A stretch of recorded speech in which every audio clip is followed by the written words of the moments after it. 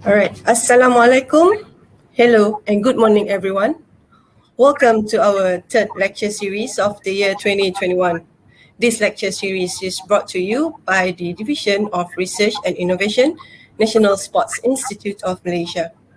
My name is Dayang Adlina Shireen, and I will be your host for today's program.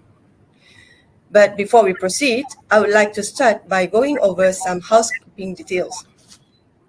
There will be one live session today by Associate Professor Datin Dr. Haja Sarina.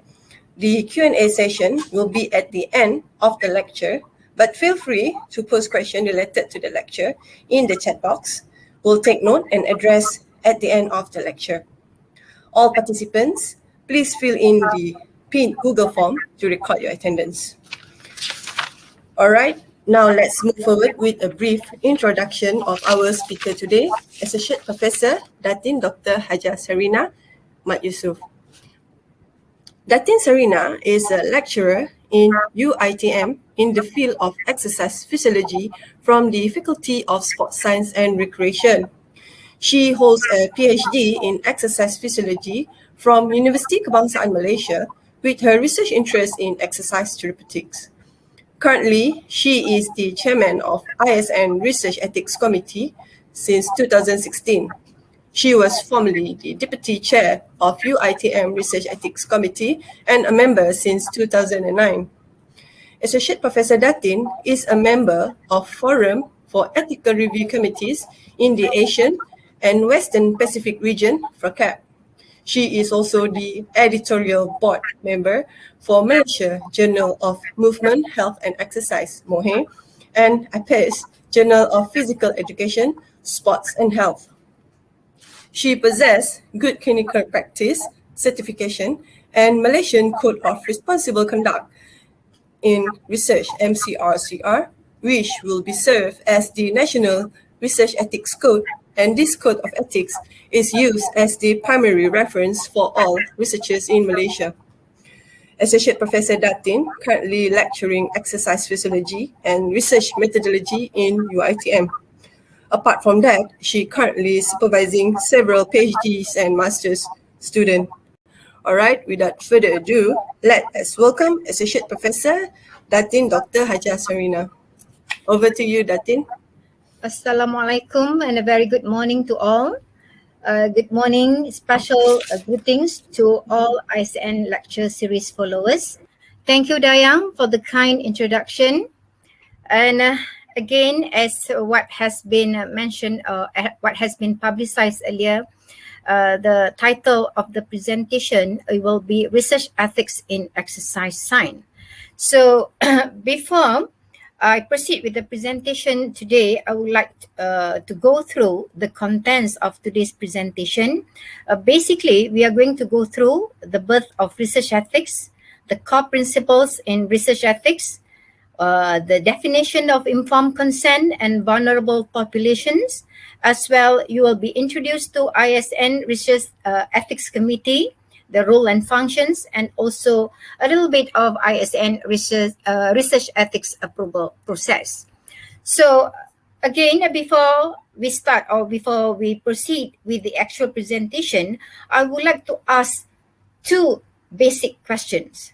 When you as a researcher conducting research, do you think it is important to protect the rights of your research participants? Second question, do you think it is important to protect your rights as a researcher? I know, although I'm not able to see each and every one of you, I know the answer will be a big yes.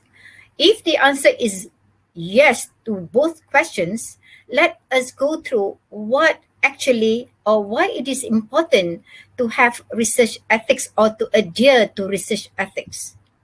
What is actually research ethics? Research ethics actually is to promote the aim of research such as knowledge, truth, and also to avoid committing errors.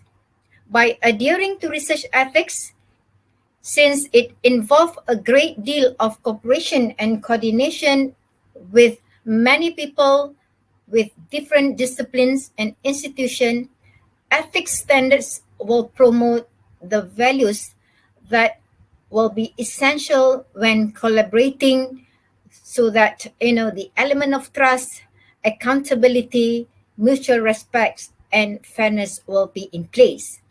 And research ethics also will help in ensuring all researchers can be held accountable to the public, as public will be the one who will support our research. So when does research ethics come in place? Research ethics come in place due to public demand of knowledge which seem insatiable. Then we notice that with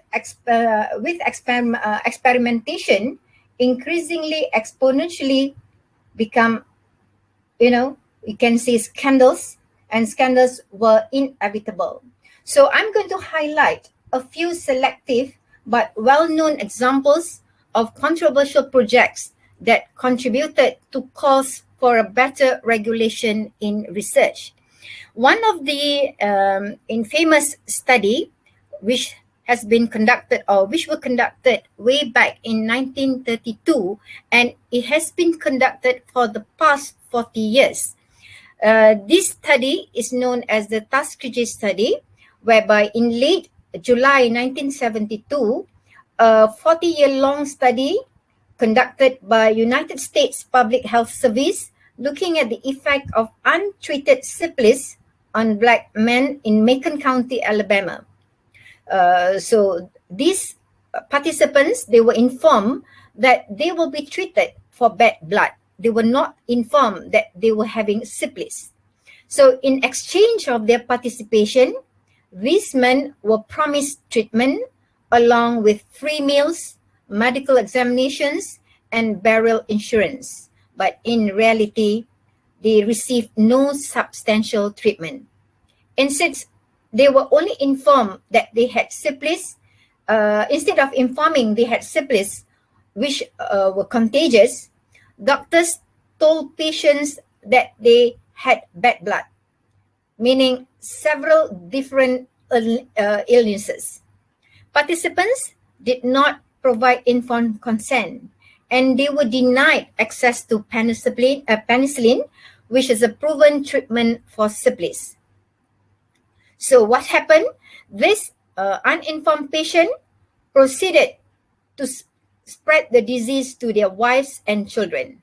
Many died as a result, infected others with the disease, and passed congenital syphilis to their children. And this particular study hit newspaper headlines. They were questioned like, how did it get started? How could it have ever happened? Like most research, it is all for noble reasons. And in another study, prior to Second World War in Germany, a regulation governing research on humans was already in place in that time. Stringent regulation is to promote ethical conduct. Appropriate information, consent, careful research design, and specific protection for vulnerable subjects were all included. However, they were ignored by Nazi scientists. Their research activity in some cases centered on helping the war effort. So we see that research participants were often drawn from those incarcerated in concentration camps. Of course, voluntary consent requirements were ignored. So in this World War II experiments, we can see that these prisoners of war were subjected to high altitude experiments where prisoners in Dachau, in order to find out how best to save German pilots, forced to eject at high altitude, and they were placed, the inmates were placed in low pressure chambers that simulated altitudes as high as 60,000 feet and monitored their physiological response as they succumbed and died. dissect victims' brain while they were still alive to show the high altitude sickness resulted from the formation of the tiny air bubbles in the blood vessel of a certain part in the brain. 200 people subjected to these experiments and 80 people died outrightly and remainder were executed. And these scientists, these Nazi scientists were then brought to trial in Nuremberg. And as the result of the Nuremberg trial in 1946, 10 code or Nuremberg code were being outlined. And the content of Nuremberg code can be seen in this 10 contents of the Nuremberg code. One, that voluntary human consent is essential.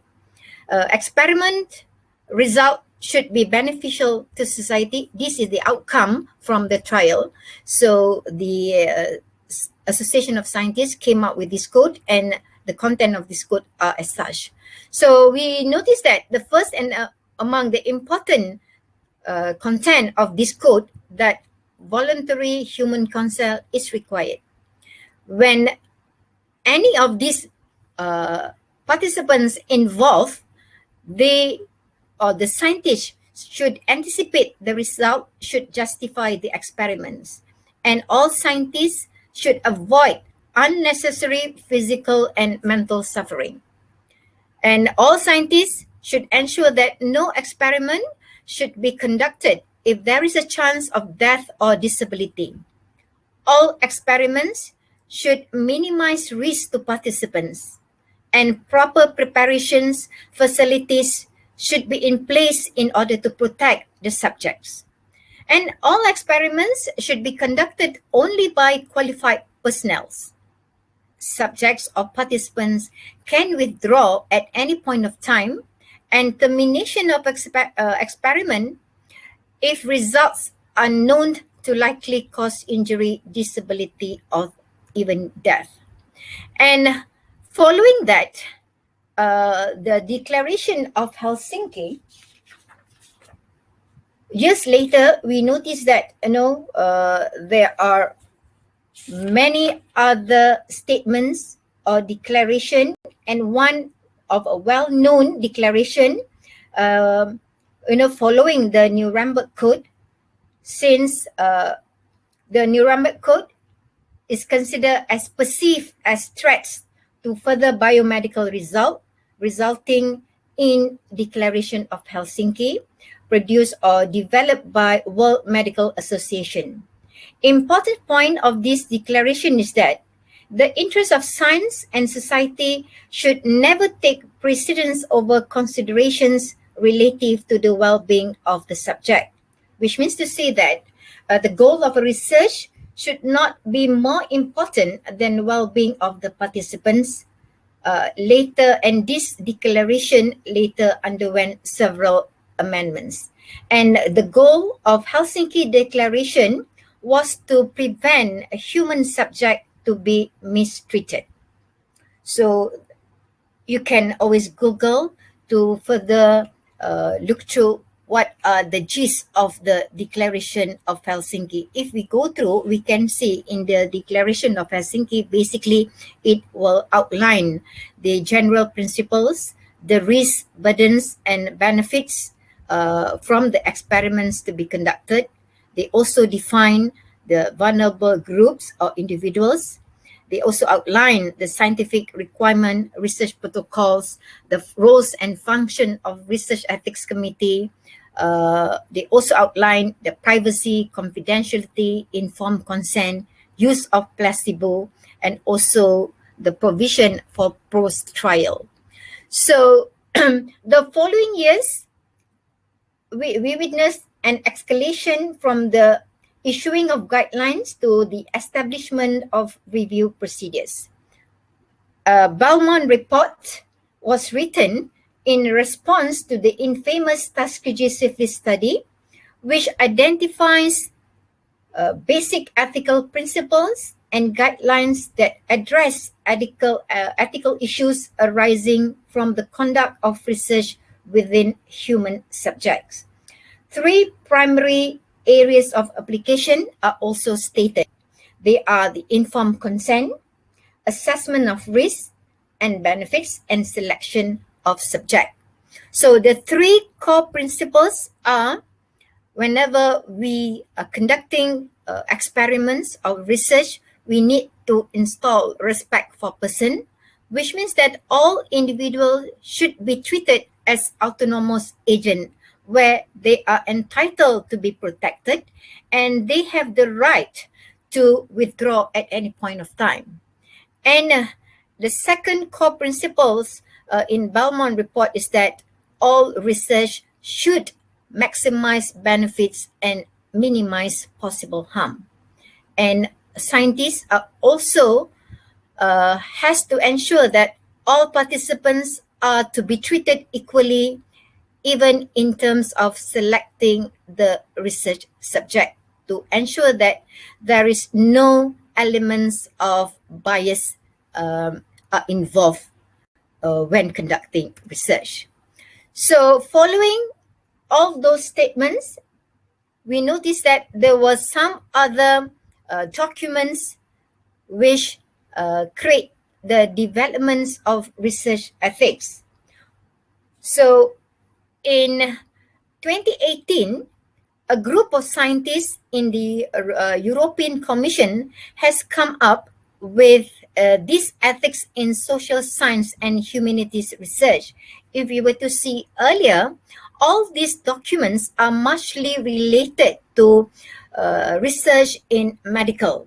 So there were also questions being raised in or among social scientists. So the European Commission in 2018 has outlined ethics in social science. So among the contents of this ethics code, of course, we can see the similar elements which has been raised in the earlier documents, such as respecting human dignity, ensuring honesty and transparency, respecting individual autonomy by obtaining free and informed consent as well as assent. I will go in I will introduce what is assent later. Protecting vulnerable individuals, ensuring privacy and confidentiality, which means scientists are not supposed to reveal, violates the privacy and confidentiality of the research. They are also need to promote justice and inclusiveness when conducting research. Of course, as what has been mentioned earlier, minimizing harm and maximizing benefit is another element that must be upheld by all scientists. And sharing benefits should be in place with disadvantaged population, as well as respecting and protecting environments and for future generations. So I have mentioned just now informed consent. What is informed consent? Some may have understood informed consent differently. What is actually informed consent? Informed consent is a process. It's actually a process. It's not a document. It's a process of educating or informing our participants about the risks, the benefits, and the alternatives of given procedure or intervention. And in the end, the participants may agree or may disagree to participate in our research. So in an informed consent, normally it will comprise of 2 components. First one will be the information sheet. Second will be the consent form. And most of us are only concentrating or focused in the consent form. Whereas the information sheet is one of another important document with which ought to be written or explained clearly to our potential participants.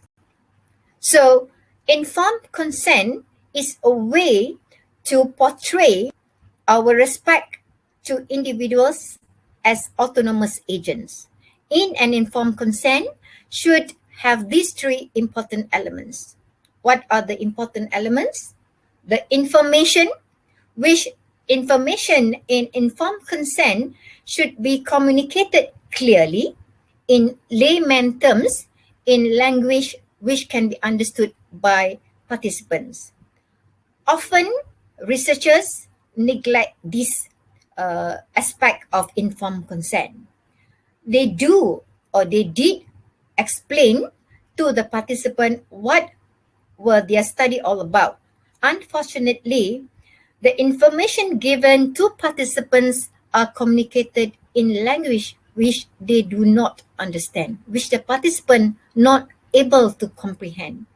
So that's why the second element of informed consent is to ensure that participants understand. We must do away with all the jargons. And the third element of informed consent is voluntariness. Means no coercion should be installed when you are recruiting your participants. And I did mention just now in 2018 in the document proposed by the European Commission, they have come up with, apart from informed consent or consent from the participant, we are also required to present assent. What is actually an assent? An assent is to respect children as autonomous agent. What is actually an assent? Assent is the agreement of a minor or those who are under the age of 18 and not able to give legal consent to participate in the research. Previously, when we are dealing with research with the minors, we are only required to obtain permission from a legally acceptable representative, that will be the parents or the guardian, for the participation of these minors. However, lately it has become a trend that when we conduct study among minors, we need to indicate the agreement from the minors as well. So that is the reason why another element apart from consent, assent form is also required when we conduct study with the minors. So if assent has been obtained orally, some minors will not be able to read, so they can give the consent orally. So investigators are responsible to provide documentation stating the proof of the assent by having a witness to sign the form indicating that assent has been obtained. So in an informed consent, when we deal with adults, we need to get self-consent. When we deal with incompetent individuals, we could get the assent from next of kin or the caretakers. And when we deal with minors, those under the age of 18 in Malaysia, we need to get consent from the parents as well as assent from the children. So another definition or another term that I have used earlier on apart from informed consent is vulnerable groups or vulnerable individuals. Who are they? Vulnerable groups or individuals are people who may have an increased likelihood of being wrong or where additional harm may incur. So as I have shown in the slide, these are few individuals or few groups of people which can be categorized as vulnerable people. Babies, adults over the age of 65, children in childcare or nursing home, people with weak immune system, people who are suffering chronic illnesses, pregnant women, refugees, irregular immigrants, people with cognitive impairments, dissidents, traumatized people. These are people who are, who can be wronged, or we can induce additional harm to them. And I will go on later what kind of harm are we referring to. So these vulnerable individuals should receive specific consideration of protection, which means that when we are dealing or when we are conducting studies among them, special protection ought to be considered. And it will only justify if the research is responsive to health needs or priorities of these groups, and the research cannot be carried out in a non-vulnerable groups, then the study can be conducted among them. And it must also ensure that the study to be conducted must be benefited not only in expanding knowledge, but also, by giving some benefits to them as the person who have involved in the research. And for exercise science, most of our study will involve human participants or human subjects. So when these human participants involved in our research, they are basically going to be exposed to intervention, observations, manipulation of several tests, or even sometimes they will directly go through some alteration of the environment. And human participants can be identified through investigators' collection or preparation of biological material or even medical records. So when we are dealing with human participants, sometimes the intervention that we come up with may be therapeutic and most of the time non-therapeutic. What do I mean by therapeutic? Meaning that the research that we come up potentially will give direct benefit to the participant. But often, most of our study, it is not intended to be directly benefit to the volunteers. And in non-therapeutic research, participants may experience inconvenience and even harm. So when we are preparing research which result in harm to our participants, we need to balance between risk and benefits. So as I've mentioned just now, often I've mentioned about risk. What is actually risk? Risk is the probability of the occurrence, in terms of physical harm, psychological harm, or even social risk. Physical harm, I think most of us could understand. Risk through bodily contact or administration of any substance, device, or some kind of intervention. Psychological harm, it can be due to feeling embarrassed, uncomfortable, anxious, or upset from our questionnaire perhaps. And social risk, it can be due to loss of status, privacy, reputation, and includes legal or financial or employment risk. So basically, in exercise science research, we can categorize into division.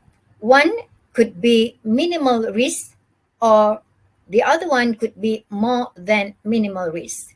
In ISN, when a researcher applying for ethics approval, all research will be categorized in these two categories. So what is actually do we meant by minimal risk research? Minimal risk research is research which the probability of magnitude of possible harm implied by participation in research is no greater than those encountered by participants in everyday life.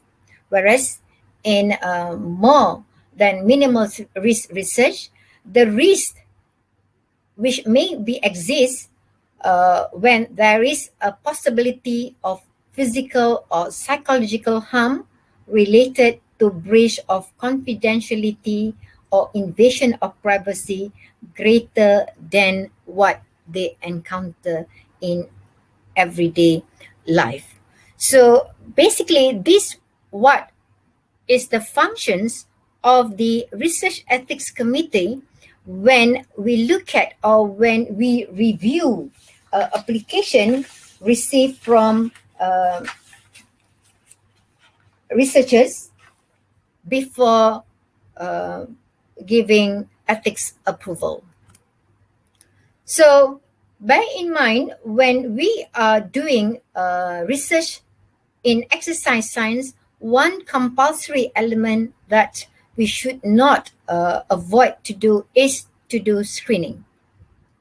Screening is important when we do exercise science research. Mainly is to identify the presence, sign, symptom, or risk factors of such disease in light of the experimental protocol in our potential participants. So participants need to be screened at a minimum to use the common questionnaire that most of us are familiar with. Either we are using PARQ or the PARQ Plus, where we can identify some known symptom and risk factors. Okay. Other than that, we can also refer to ACSM guideline for exercise testing prescription for additional risk stratification and screening. These are the reference that we could be used when doing screening with our participants. So another element when dealing with exercise science is we need to appropriately safeguard when we conduct exercise intervention. So research involving higher risk participants will have to require access to physician supervision or other medical experts during exercise intervention, which most of us neglect this. In situation of emergencies, utilization of local emergency response will also be appropriate. While some studies may necessitate a specified physician to be present on site, some scientists may not agree with this, but in order to protect our participants participating in a more than minimal risk research, we need not or we must obey or abide to this requirement. So basically in exercise science, as what I've mentioned just now, those that are being categorized as minimal risk when involving athletes or trained person or healthy persons. And they can also be considered as minimal risk research when moderate exercise will be undertaken by healthy volunteers. Or it could be as a result of sub-maximal exercise testing, testing in healthy asymptomatic subjects, or maximal exercise by healthy volunteers who are less than 40 years old when conducting sub-maximal exercise testing in athletes under or those who regularly undertake comparable exercise, or even muscle stimulation. However, when you are conducting muscle stimulation studies, the Research Ethics Committee will need to make this determination either minimal risk or more than minimal risk, considering the specific muscles involved or the method used in stimulating them. So For those more than minimal risk research, the following research should be considered of greater than minimal risk when it involves non-athletes, when it can cause fatigue, intended to cause fatigue, exhaustion, muscle soreness beyond that which would normally be experienced by the proposed participants. Submaximal exercise is to be undertaken in extreme environmental condition is also categorized as more than minimal risk research. Definitely, if our research involving patients, it will be categorized as more than minimal risk study. So why research ethics is important? Basically, it is to reflect respect for those who participate in research, to ensure no unreasonable, unsafe, thoughtless demands made by researchers. It is to ensure sufficient knowledge to be shared so that a common standard will be used by all in the above respect, and it has become, research ethics has become a norm as an expectation for research activity. So I think people in exercise science are very familiar with research ethics. So in ISN, Research Ethics Committee was established in April 2016.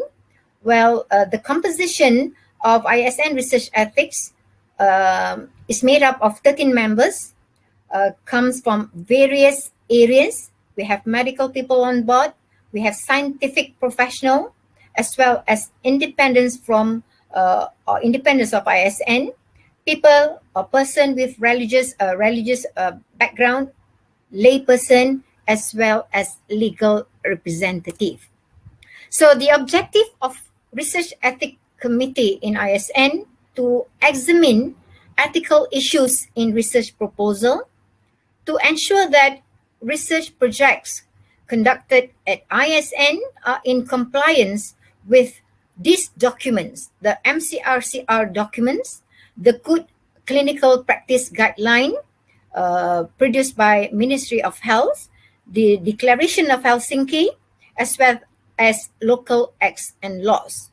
And the objective of REC is definitely to protect the rights and well-being of human participants, to ensure no intention harm inflicted on them, and to protect the rights of the researcher as well as the institution, that is ISN.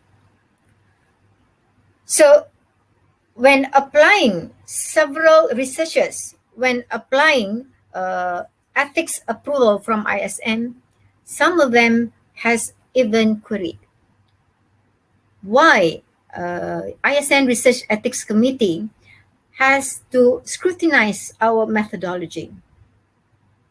Scientific reviews or ethical reviews cannot be clearly separated. That was the reason why we do receive, and in fact we still receive queries from researchers, when committees start to question them, why is some studies are be conducted this way when it can be conducted in less harmful condition. So scientifically, unsound research involving human as subject is unethical, as this may expose them to risk or convenience to no purpose. So it is the function, or it is the duty of the ethical committee to review or to consider that both the scientific and the ethical aspect of the proposed research, and they must also ensure that a proper scientific review has been conducted prior to the study to be conducted. So what we can conclude that a scientific research is an ethical research. Therefore, it is the duty of the Research Ethics Committee to look into the methodology, to look into the procedures of data collection, and even to look into, the sample size. How many samples are to be used in that particular study? Why do you have to use many samples? Or why do you have to use too few samples? And for your information, these are the committee members that made up the ISN REC, which will review all application involving human participants in exercise science.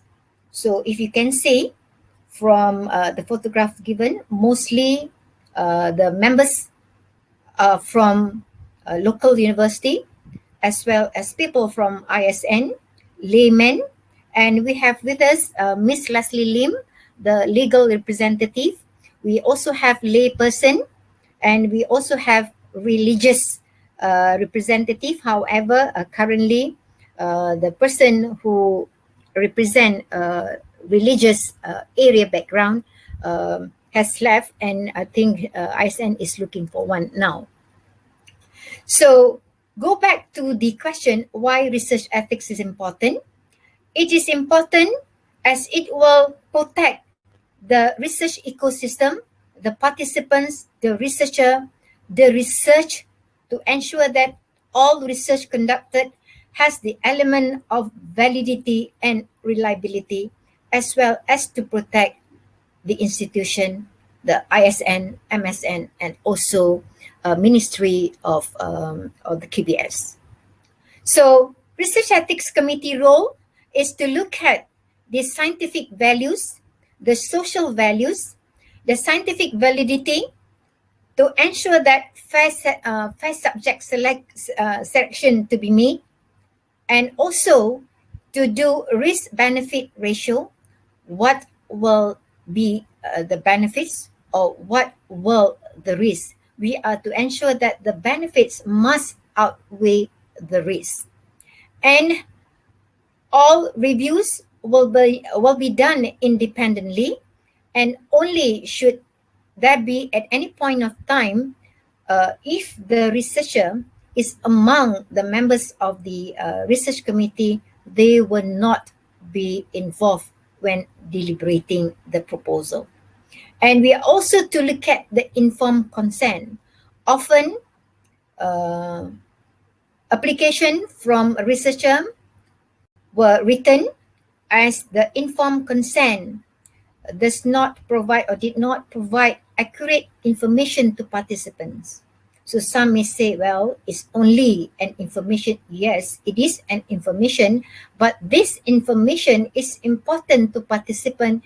It will be giving the overview of what they are supposed to do, or what are the potential risks, or what are the benefits that they could get when participating in that particular research. And it is also the role and function of a research ethics committee is to respect the potential and enrolled participant, which we are to look at, in the methodology, that these participants, they have the rights to withdraw at any point of time, and they need, to be assured that they are going to be protected. That means their privacy, their confidentiality are not to be revealed, and then also we also to ensure that the welfare of these participants are to maintain at all times. When reviewing research from application received from applicants, we are referring to these important documents. We are referring to Helsinki Declaration. We are also using Malaysian GCP guidelines, and not forgetting the Malaysian Code of Responsible Conduct in Research, which this document is supposed to be our Malaysian or national code of conduct when conducting research. And at the same time, we are also to adhere to Personal Data Protection Act 2010.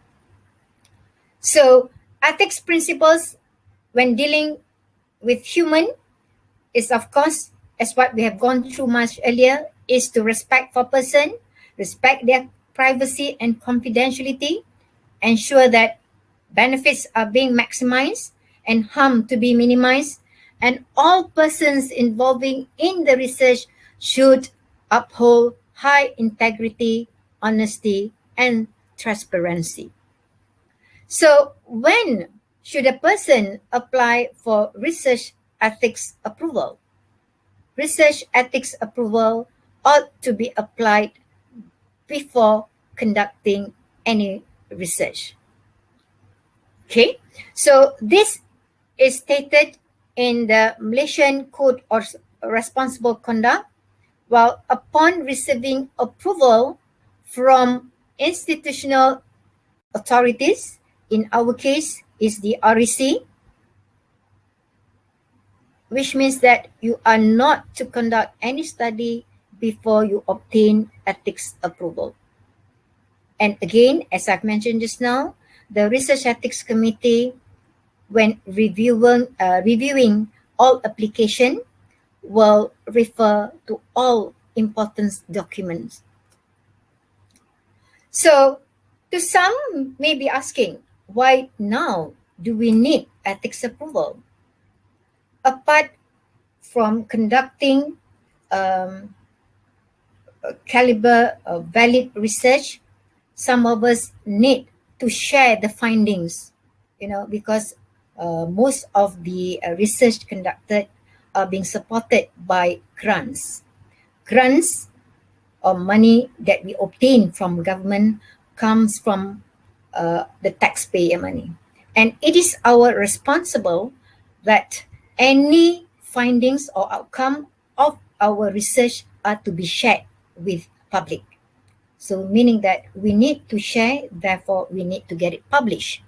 So it is the requirement of many journals that all research before being published must obtain ethics approval. So these are few evidence indicating that the requirement of ethics approval, especially when the research involving human. So for those people who are interested to get or to do research in ISN, involving ISN staff, you need to submit application, and all application to obtain ethics approval are to be submitted online via the given website or link. And these are the two important people who are the secretariat in ISN that will look through all the documents to ensure that all the elements that I have stated earlier to be in the document before reviewed by the ethics committee. I think with that, I end my presentation. I welcome any question from followers. All right, thank you very much, Datin, for your insights into this topic that I know really affects most of our researchers here in Malaysia. Actually, we have few questions here. All right, the first question is from Sharifah Fatina. Do non-clinical, for example, technology development project needs ethics approval? Okay, if our study does not involve human or even animal, it does not require. So exemption can be given. Currently in ISN, we have not given any exemption to any studies which does not involve human yet. That can be done, which means that if some journals, some publication, they may also need to see exemption, ensuring that there are some standards has been in place when conducting the study, and that will have to be looked to by the ethics committee. No, the answer is no. When it does not involve human, it does not require ethics approval. I hope I answered the question. Okay, hopefully, Sharifah Fatina, it will answer your question. All right. The second question here, actually, this question is more into policy matters, which is Mr. Unku Azhar is asking on due to budget restraints by MSN and outing to raise a sharing room with an athlete, which is a big no for me, but couldn't be avoided. But for him, this is ethnically wrong and it will create problems as it did for him. Will this be something ISN or MSN will be looking into the future? Actually, this is non-related to the topics today, but if you want to comment anything, feel free to comment or... I'm not able to answer that. All right, sorry. All right, maybe we can, in the future we'll answer the question for Mr. Unku Azhar. Okay, the next question from Mr. Ravinder. Does Research Ethics Committee take into consideration if participants receive payment, as this could significantly impact their willingness to participate? Well, we do allow, in certain studies, sometimes you may require the participants to travel very often. Okay, we do allow some compensation to be given. And again, it is the role of Research Ethics Committee to look at the amount so that there is no element of coercion or bribery to be in place. We do not want, people to involve in our study because of payment. And that is the reason why it is part of the role and function of the Research Ethics Committee to look into that as well. Okay. All right. Mr. Ravinder, hope your question is answered by Datin. If you have further question, you can ask again later. All right, the next question is from Nur Kairunisa. Assalam, good afternoon, Prof. Madya Datin. She is Kairunisa from UITM Sarawak. May I ask if the research is using questionnaire, no intervention, but are some tests at pre and post, such as BMI, waist and hip ratio, skin fold, and exhaustive tests such as BIP test, FMZ test, 1RM squat test? Is it minimum or moderate risk? Any input on this matter? Thank you so much. It again depends, based on the slide that I have presented earlier, we have to look at who will the participant be. If the participants, the first question is you are saying questionnaire. Again, even some questionnaire-based research can pose risk. It can cause some psychological risk where it can cause shame or even emotional distress to the participant who are answering. So that is the reason why even you are involved in a questionnaire-based study or research, it needs to go through the Research Ethics Committee. Well, the Research Ethics Committee will be able to see whether is there any of those elements involved. That's when you say involving research or questionnaire-based study. So when the study involving any intervention or any testing, depending who the participant involved. If the participant is an athlete, means they may have used to those regimes, so it can be considered as minimal risk study. And that is the practice right now, Dayang, right, in ISM. Yes. Most application submitted by our fellow researchers, if it involves athletes, they are being categorized as minimal risk studies, whereby they will not be presenting before the committee. But if it is a high risk or more than minimal risk study, it may be maximal 1RM test, but when it involves people who are vulnerable or who are people that I have listed just now, they can be considered as more than minimal risk studies. Therefore, it will require presentation whereby many questions will be posed to the researchers. Right. I answered that question, Karunisa. Hope you answer the question, because if it's more than minimal risk, then definitely there will be a lot of question and answers. So it's better for the person to be presented so that it's easier for them to communicate and answer the questions before. And the reason why we need the presentation is not to test the researcher or not to test the scientist. It is more of, it is a committee function to ask what are the protection that you have done, or what are the risks that you can foresee, and how can you mitigate all those risks. So those are the questions. It's not that we are going to test the knowledge of the researcher. No, that's not the intention. Right, Datin. All right, thank you. We have another question. Is it okay, Datin? Yeah, fine with me. It's from Mr. Muhammad Rizal. Additional of my question earlier. Additional of my question earlier, is the token of appreciation to the students will be issued in the ethics application? Any guidelines or amount or value that can be given to the participants? Well, there is no a clear guideline what you can give or what you cannot give. Okay. Well, we have experience, when you are even answering a set of questionnaire, you are given a pen or a pencil or eraser or some kind of, whatever token. So there is no clear guideline, but we know that, whenever a researcher giving some kind of token, it is just a gesture of appreciation, not so much, of asking or calling people, if you participate in this particular study, you will get paid a certain amount, it can be, supposing just by answering a set of questionnaire and you are being paid for 10 ringgit. Do you think that can be accepted? Isn't it? So those are the things that there is no, if whoever the person who has been asking just now, is there any a clear guideline what can or what cannot be done in compensating in terms of token given to participant? No, we don't. All right. Hopefully you answer the question, Mr. Rizal. Right. Next question is from Mr. Adrian Wasif. Here is a research involving national athletes and their official duties, such as testing.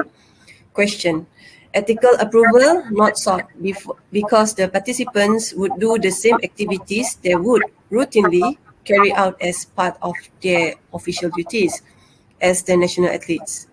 Winter, and he quoted from Winter and Morgan, 2009. What do you think? Is exemption possible? Okay, being a national athlete, yes, they need to follow the trainings, but it is not their duty, or it is they are not being forced to participate in any form of study.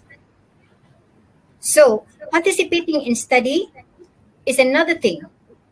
Yes, athletes, they are paid, they are supposed to follow all those regimes, but when come to participating in research is entirely it's a different thing. So it is up to them whether they want to participate or not. And that is the reason why when obtaining consent, their coaches cannot directly be the person who get the consent. Why? Because they know, they may not want to participate in the study willingly. They participate is because the coach is there. They participate because the officials who are, probably hiring them is there.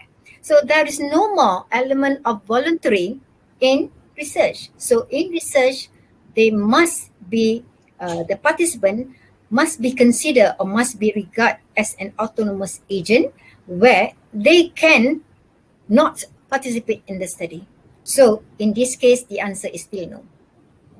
You need to get ethics approval even when dealing with athletes. Because again, I would like to stress, yes, they are to go through all these exercise regimes, but it doesn't mean that they need to participate in a research. So are you suggesting that they need to actually do the research? I mean, everything is ready before they do the testing? Because as I've mentioned just now, an ethical research is a scientific research. So a scientific research need to be planned scientifically. It's not an ad hoc project, by sleeping tomorrow I'm going to conduct this study. So let's come on, all ethics, let's get down and do this, but participate in the study. No. It has to be scientifically conducted, and it has to be planned scientifically as well. All right. Thank you, Datin. Hopefully, Adrian, Datin answer your question here. All right. The next one is from Mahathir. Hi, Datin. For the non-experimental research, what is the most important thing to pass the research ethics committee, and any extra tip for non-experimental research? To me it's simple. As long as you explicitly explain your methodology, you explain everything clearly, which means that particular, by explaining clearly, you know that anyone can replicate. So that will be the tips that will make you easily get your ethics approval. Normally, not much question will be raised when you submit a non-experimental. We will just be looking at how do you conduct, especially now in the midst of this COVID-19. Definitely, when you say you need to make your respondent or subject face-to-face, we will be asking what kind of protection to protect the participant as well as protect you. Of course, you need to mention that the interviewer will be wearing masks, will be wearing face shield. Well, this is all the steps that you need to come up with when you write in your methodology. Madai, I hope I've answered your question.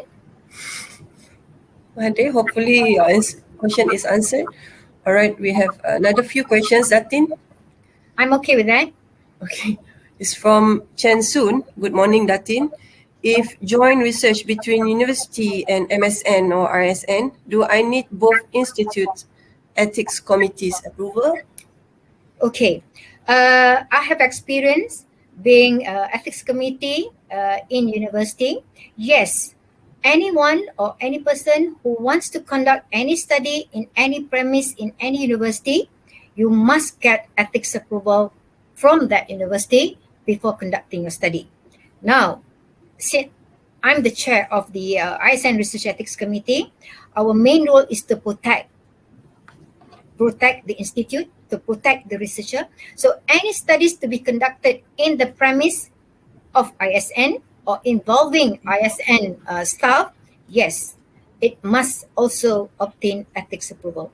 I have experience students coming from FSR in UITM. They already obtained, I already met them in UITM when I was chairing the ethics committee there. They obtained the ethics committee approval from UITM. And then again, I met him again when he applied ethics approval from ISN. So yes, the answer, yes, you need to get ethics. But although it involves ISN staff, I think it is a requirement of ISN, when their staff involved to get themselves protected in a way that, they are extra eyes to scrutinize the methodologies that they are going to conduct, how the study to be conducted later. Okay, Chensun, thank you for the question. Okay, thank you, Chensun. Okay, maybe the last question for today. How is the ethics committee selected, and who are they accountable to? Okay, of course they are accountable to ISN. And how the ethics committee being selected, it is the prerogative of ISN. And of course, when the ethics committee are being selected, they are to adhere to requirement which has been regulated in our nation GCP. Well, it need to be people who are not directly with the institution, who are experts in the area, who have trainings in the scientific research. So those are the requirements. So, well, Alex, if you're interested, I'm sure you could reach out for research department in ISN. All right. So thank you for all the questions from our audience. I think I have seen one question here from Nur Asmida. Is it important to get ethical approval for secondary data? Data analysis? Okay, Yes. for secondary data, we have to see whether the secondary data, does it come from public domain? If the secondary data comes from public domain, ethics approval may not be required. But if the secondary data comes from ISN or comes from the athlete's record, yes, it does require ethics approval. All right. Thank you. Hopefully, Nur Asmida, your question is answered by Datin. Okay. Finally, thank you for all the questions from our audience. But if you have further question, you could email our organizer at the email in the chat box. On behalf of ISN, I would like to thank Associate Professor Datin for your precious time to share your insights with us today. Thank you also to all the audience for your attention. We hope you had beneficial time today. A recorded version of this webinar will be available and we will keep you updated. So do keep in touch with us via our Facebook, Instagram, Twitter for updates and for any of our upcoming events. With that, I would like to end today's session with a reminder to everyone to please stay safe, please stay at home, please stay healthy, and please stay strong. But if you need to go out, please make sure you follow all the SOPs. Please wear your face mask at all times. Keep your social distancing. Frequently wash and sanitize your hand. All right, we can fight this pandemic together and stronger. All right, so stay safe, everyone. Thank you again. All right, bye. Bye.